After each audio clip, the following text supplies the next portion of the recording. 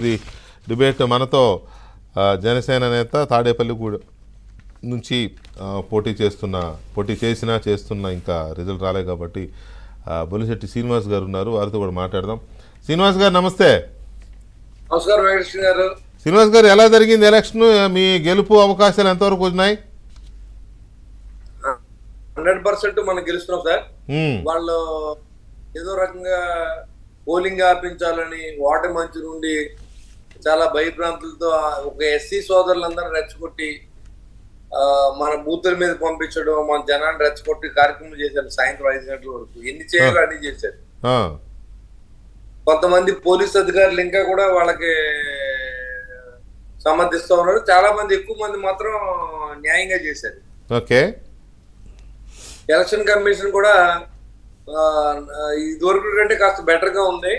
అయినప్పుడు కూడా కొన్ని అరేంజ్మెంట్స్ అయితే చేయలేకపోయారు. ఎందుకంటే ఎండలో జనం నిలబడిపోయారు. కొంచెం టెంట్లు వేయలేదు, మంచినీళ్ళు సార్ చేయవలసిన లైటింగ్ లేదు, కొన్ని ఇబ్బందులు అన్ని దాటి మనం 82% చేయించగలిగామండి. ఓకే, ఎంత మెజారిటీతో గెలవగలం అనుకుంటున్నారు మీరు? మీ సీటు 20,000 అబౌవ్ ఉంటుంది సార్. నేనైతే ఖచ్చితంగా చెప్పడం కానీ 20,000 అబౌవ్ ఉంటుంది. మీరు కోరుకున్నట్టు 20,000 అంటే చాలా కంఫర్టబుల్గా మీరు గెలిచినట్టే.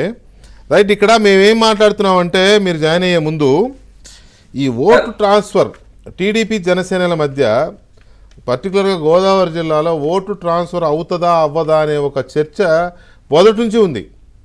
ఎందుకంటే ఈ సామాజిక వర్గాల గోల, తర్వాత పార్టీ అభిమానులు, కార్యకర్తలు, ఈ రకరకాల ఫ్యాక్టర్స్ ఉంటాయి కదా.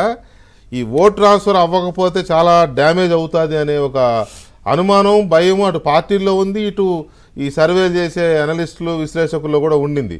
సో మీరు స్వయంగా బరిలో ఉన్న అభ్యర్థి కాబట్టి టీడీపీ నుంచి మీకు మీ నియోజకవర్గంలో, అలాగే మీ పక్కన ఉన్న నియోజకవర్గాల్లో మీ ఓటు టీడీపీ అభ్యర్థులకి జనసేన ఓటు ట్రాన్స్ఫర్ అయ్యిందా సక్రమంగా? 100% అయిందండి. ఇవన్నీ అపోహలు అనమాట.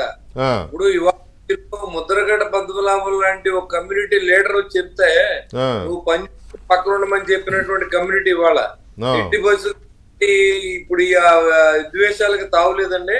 ఖచ్చితంగా జగన్మోహన్ రెడ్డి గారిని ఇంటికి పంపించాలా, ఈ దోపిడీ నాపాలనే ప్రయత్నంలో జనం ఎలా వచ్చారంటే వెంకటేశ్వర గారు సంఖ్యలు తెంపుని బయటకు వచ్చారు నిన్న. ఎందుకంటే బయటకు వస్తే అప్పుడు దాకా ఈ అనలిస్టులు వచ్చిన, ఇంకోళ్ళు వచ్చినా భయపడ్డారు. పెన్షన్ తీసేస్తారేమో, లేదా కార్డులు తీసేస్తారేమో, లేదా కేసు పెట్టేస్తారేమో అని భయాన్ని నుంచి బయటకు వచ్చారండి. ఇవాళ నిన్న పోలింగ్ అనేది, నాకు ఇంత వయసు వచ్చింది, నేను ఎప్పుడు ఇంత పోలింగ్ చూడలేను. అసెంబ్లీలో 80%, 88% కూడా అయింది సార్. అవును, చాలా చోట్ల 84, 85, 80. ఇందాక రాజు గారు చెప్తున్నాడు ఉండిలో 86 అయిందని. మీ దగ్గర కూడా ఇంచుమించు అదే ఆ రేంజ్ లో అయినట్టుంది. 83 అయింది తాడేపల్లి కూడా.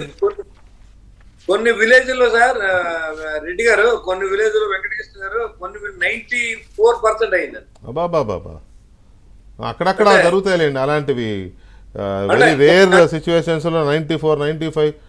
నేను ఇనిషియల్ గా 100% అయింది కూడా చూసిన ఒక చిన్న గూడెం. శ్రీనివాస్ గారికి అడ్వాన్స్ కంగ్రాట్స్ సార్. ఎందుకు? ఎందుకంటే చెప్పదలుచుకున్నాను సార్. నేను అనేది ఏంటంటే, ఇది వరకు ఇప్పుడు డిఫరెన్స్ ఏంటంటే, విద్యత ఉన్న ఓటరు, మధ్యతరగతి కుటుంబాలకు చెందిన వాళ్ళు, డబ్బున్న వాడు కూడా 4 hours నిలబడి లైన్ లో నిలబడి ఓటేసాడండి, బాధ్యత తెలుసుకుని. ఓకే. ఇది వరకు మీకు ఆ పరిస్థితి లేదు. ఎప్పుడు 60% ఎమ్మెల్యే అంటే 65%, 70% మాక్సిమం అండి. అవును. అది కూడా ఎవరైతే లో ప్రొఫైల్ కింద నుండి, బిలో ప్రావర్టీ లైన్ ఉన్నవాడు, కింద ఉన్నవాడు మాత్రం ఆ డబ్బులు కాసిపోవడం, ఇంకోటి కాసిపోవడం, ఓటింగ్ కి శాతం ముందు ఉండేది. కానీ వాళ్ళు అలా కాదండి. కామన్ మ్యాన్ వేసాడు, బిలో ప్రావర్టీ లైన్ లో ఉన్నవాడు వేసాడు, ఎబో ప్రావర్టీ లైన్ లో ఉన్నవాడు కూడా వేసాడు. ఎందుకు వేసాడు? ఈ రాష్ట్రం దోపిడీకి గురవుతోంది.